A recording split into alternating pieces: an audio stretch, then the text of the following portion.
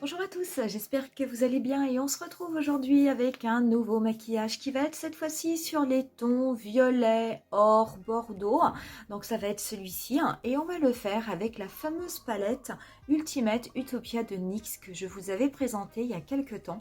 Et vous allez voir que c'est une palette qui est vraiment assez particulière et qui est assez géniale parce que après avoir fait un maquillage automnal, un maquillage avec des tons froids, un maquillage avec des tons chauds, mais vous allez voir qu'on peut faire aussi des maquillages de fête avec cette petite palette. On va faire un teint complet avec beaucoup de produits NYX. Et pour ce qui est du tuto, eh bien, écoutez, c'est tout de suite. On va commencer avec le teint et aujourd'hui je vais appliquer le fond de teint de NYX, le Total Control. Donc c'est un fond de teint qui se présente avec une petite pipette qui est extrêmement liquide et qui a une couvrance modulable qui peut aller d'une couvrance moyenne à une couvrance totale. Tout va dépendre en fait du nombre de gouttes que vous allez appliquer sur votre visage ou sur votre pinceau. Et je vais moi l'étaler avec le pinceau de NYX qui est le pinceau Total Control, qui est un pinceau biseauté qui était sorti à l'époque avec le fond de teint et qui a la particularité de bien le lisser sur le visage et pareil de ne pas laisser de traces. Une fois qu'on a fait ça, je vais rester chez NYX avec l'anti-cerne et ça va être le HD photogénique que j'aime beaucoup, qui a vraiment une très très bonne couvrance et je vais m'en servir également comme base puisque je vais l'appliquer au niveau de ma paupière. Donc pour ce qui est des références, des teintes, des produits, des pinceaux, vous trouverez tout en barre d'infos comme d'habitude. Et cet anti-cerne, je ne vais pas l'appliquer au blender, mais je vais l'appliquer avec un pinceau de chez Sephora, qui est un pinceau anti-cerne, et que j'aime beaucoup parce il est assez doux, et je trouve que selon les textures de fond d'anti-cerne, pardon, il fonctionne vraiment extrêmement bien.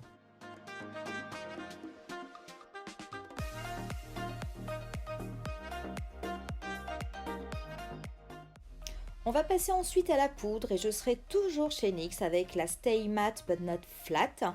Donc je vais l'appliquer d'abord en la tapotant avec un pinceau poudre. Le mien c'est un pinceau poudre de chez Kiko en fibre de coco. C'est vraiment un pinceau poudre qui est absolument génial, qui est toujours en vente chez Kiko et qui coûte pas cher. Je crois qu'il coûte 12 euros si je ne dis pas d'erreur. Et vraiment il est absolument génial. Donc la poudre je vais en appliquer de partout sur mon visage et je vais en mettre également légèrement au niveau de ma paupière. Je vais finir mon teint avant de passer aux yeux et donc on va continuer avec le bronzer et ça sera le bronzer mat de chez NYX que je vais appliquer avec un pinceau 03 qui est un pinceau poudre mais que j'aime beaucoup utiliser pour appliquer mon bronzer ou des terracotta. Je trouve qu'il est vraiment très très bien. Donc j'en applique au niveau du creux de mes joues, je vais également faire au niveau de mon front et je redescends sur mes tempes pardon, avec le fameux 3. Et j'en applique également, comme d'habitude, au niveau des arêtes de mon nez. Pour ce qui est du blush, je vais prendre la palette Sweet Cheeks et je vais mélanger trois blushs, les trois blushs un peu pêche qui sont dans la palette. Il y en a un qui est irisé, les deux autres sont mat. Et je vais l'appliquer après au niveau de mes joues, donc toujours avec mon pinceau 129S de chez MAC, qui est un peu en forme langue de chat. Et ça fait vraiment une couleur très très jolie, les couleurs mat se mélangent très très bien. Et puis la couleur irisée permet d'apporter un petit peu plus de peps à ce blush. Je passe ensuite à l'highlighter et je vais rester avec ma palette Genius Strobe de chez NYX et je vais mixer les deux couleurs qui sont légèrement rosées et je vais les déposer donc au-dessus de mon blush, proche du coin externe de mon œil. Je vais également en mettre sur l'arête de mon nez, sur le bout de mon nez et un petit peu au niveau de l'arc de Cupidon. Pour les sourcils, aujourd'hui on va être très soft. Je vais simplement les repeigner avec le petit goupillon du Plus Size Lima Eyebrow de Benefit. Je ne vais pas les redessiner, mais par contre je vais appliquer ensuite le Clear Brow Gel de chez Anastasia Beverly Hills afin de les fixer.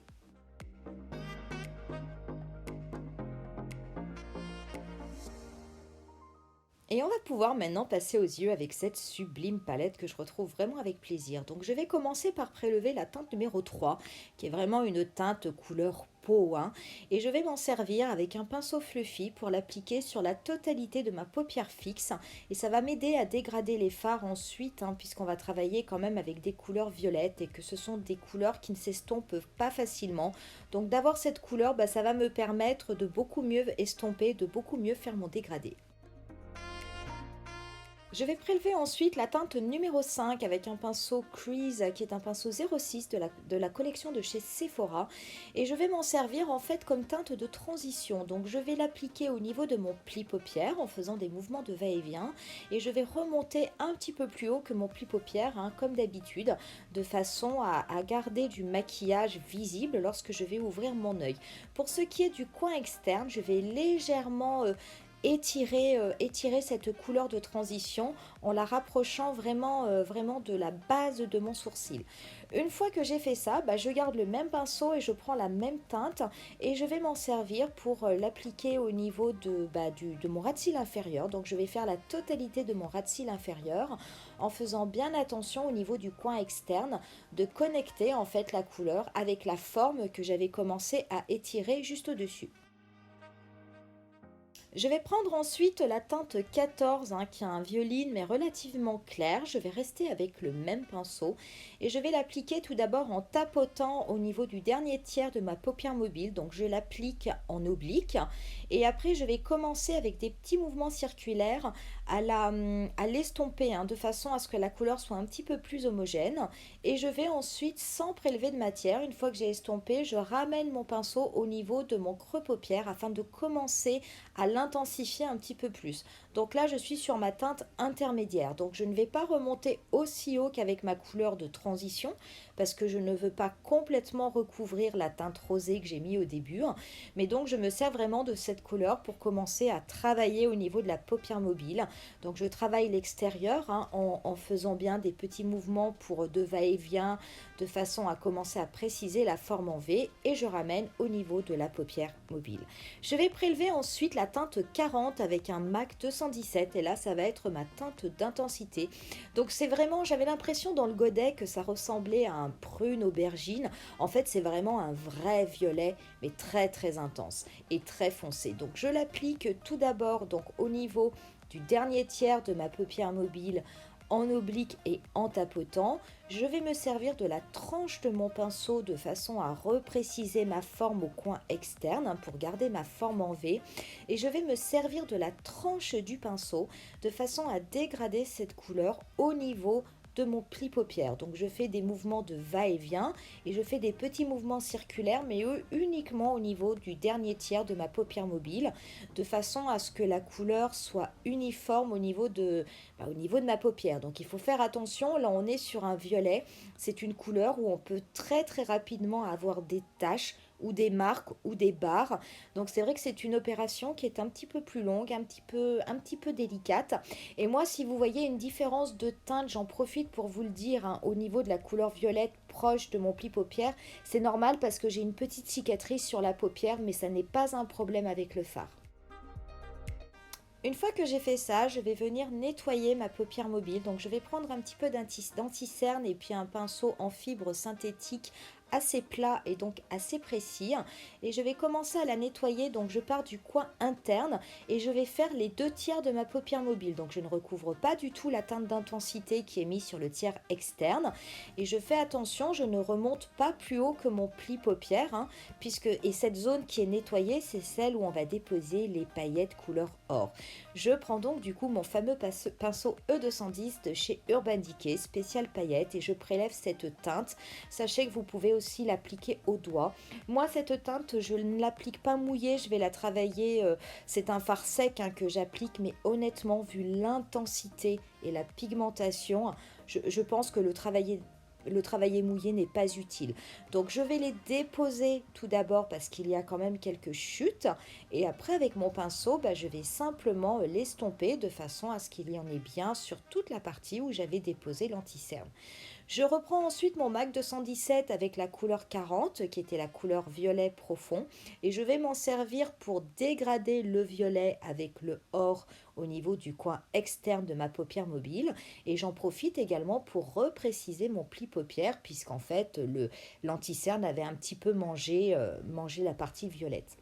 Je garde ensuite le même pinceau et je vais m'en servir pour faire mon ras de cils inférieur, mais je vais faire vraiment que, euh, que la moitié. Je vais jusqu'à la moitié, je ne fais pas la totalité du ras de cils inférieur. Et donc cette couleur violette qui va bien intensifier, je la connecte bien au niveau du coin externe. Pour la première moitié de mon ras de cils inférieur, je vais reprendre mon pinceau E210 et je vais prélever de la couleur or que je vais appliquer. Au niveau de mes yeux, je vais prendre du coup un pinceau violet, un crayon violet par contre de chez Marc Jacobs et je vais m'en servir pour mettre au niveau de ma muqueuse inférieure et de ma muqueuse supérieure. Pour le liner aujourd'hui, ça sera un liner assez simple, fin et court et je vais le faire moi avec le Epic Liner de chez NYX qui est pour moi un des meilleurs liners. On passe ensuite au mascara et aujourd'hui ça va être le Bad Gal de chez Benefit.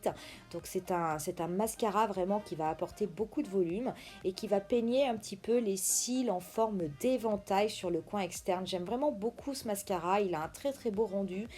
Il est par contre un petit peu liquide au moment de l'application, donc il faut faire attention, le laisser sécher, pas trop faire de mouvements parce que sinon après on en a de partout au niveau de la paupière. Pour ce qui est des lèvres, je vais rester chez NYX et je vais appliquer deux rouges à lèvres qui font partie de la collection NYX Suède ou Suédé ou Sude. Je ne sais toujours pas comment ça se prononce. Le premier que je vais appliquer a un fini métallisé et on est vraiment sur une couleur lit de vin et ça s'applique vraiment très très bien. Ils ont en plus un côté, ils se matifient au moment de sécher et ils sont vraiment très très longue tenue.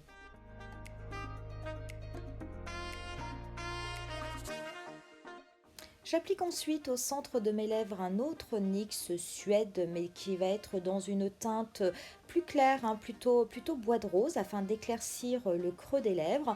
Et ensuite, pour terminer le maquillage, je vais déposer un petit peu de paillettes or de la palette Ultima, afin de faire un raccord avec les yeux.